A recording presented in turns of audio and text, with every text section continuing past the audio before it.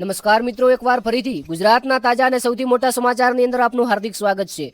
મિત્રો, તમને બધાને ખબર હશે કે હાલમાં ચૈતર વસાવાને લઈને અનેકો વિડીયો વાયરલ થઈ રહ્યા છે।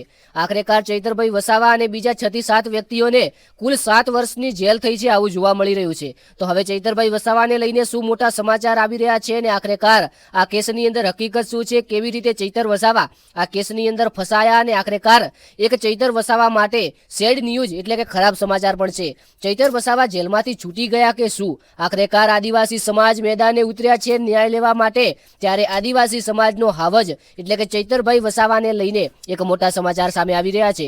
જી હા મિત્રો, ચૈતર વસાવા અને તેમની પત્ની સાથે 4-5 બીજા લોકો, આમ કુલ કરીને લગભગ 8 થી 9 લોકોને 7 વર્ષની જેલ થઈ છે। ત્યારે મિત્રો 7 વર્ષની જેલ થતા એક સૌથી મોટો અને અનોખો કિસ્સો જોવા મળ્યો છે કે આની અંદર એક સ્ત્રી સામેલ છે, જે સ્ત્રીને લગભગ 1 થી 1.5 મહિનાનું બાળક છે અને મિત્રો બાળકનો પણ વિડીયો હાલમાં ઇમોશનલ ખૂબ જ વાયરલ થઈ રહ્યો છે। તો ચલો આપણે હવે જાણી લઈએ કે આખરેકાર ચૈતરભાઈ વસાવા 7 વર્ષે જેલમાંથી છૂટશે કે આના પહેલા છૂટી શકે છે, શું છે સમાચાર અને આખરેકાર શું છે હકીકત। તો સૌપ્રથમ મિત્રો હું તમને જણાવી દઉં કે આ કેસ કોઈ હાલ 2026 નો નથી, આ કેસ 2023 નો છે, જેની અંદર કોઈ ગુનો કરવામાં આવ્યો હતો અને હાલ તેમને સજા ફટકારવામાં આવી છે। ત્યારે હવે વાત કરી લઈએ કે ચૈતર વસાવાને જો 7 વર્ષ પહેલા જેલની અંદરથી છૂટવું હોય તો મિત્રો શું કરવું પડે।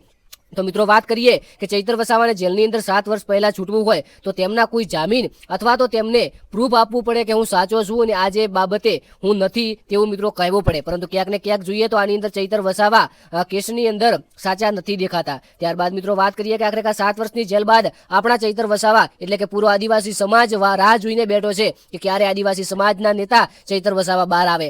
આમ તો મિત્રો ઘણા બધા નેતા જોયા છે, પરંતુ હંમેશા સાચું સત્ય બોલનાર અને ખેડૂતો સામે ખરેખર પ્રેમ ભાવ અને તેમના જ નેતા હોય, ખેડૂતો માટે અવાજ પણ ઉઠાવ્યો છે, ખેડૂતોને સપોર્ટ કર્યો છે। આજે એ ચૈતર વસાવાને આદિવાસી સમાજ અને ખેડૂતોનો સપોર્ટની જરૂર છે। તો ખાસ કરીને કોમેન્ટની અંદર જણાવજો કે શું તમે ચૈતર વસાવાને સપોર્ટ કરો છો। બાકી વિડીયો ફક્ત ઇન્ફોર્મેશન મનોરંજન માટે બનાવવામાં આવેલો હતો। એક ફરીથી નવા ગુજરાતી તાજા સમાચારની અંદર મળીએ, ત્યાં સુધી બધા મિત્રોને એક નમ્ર વિનંતી, સબસ્ક્રાઇબ કરી નાખજો। Thank you.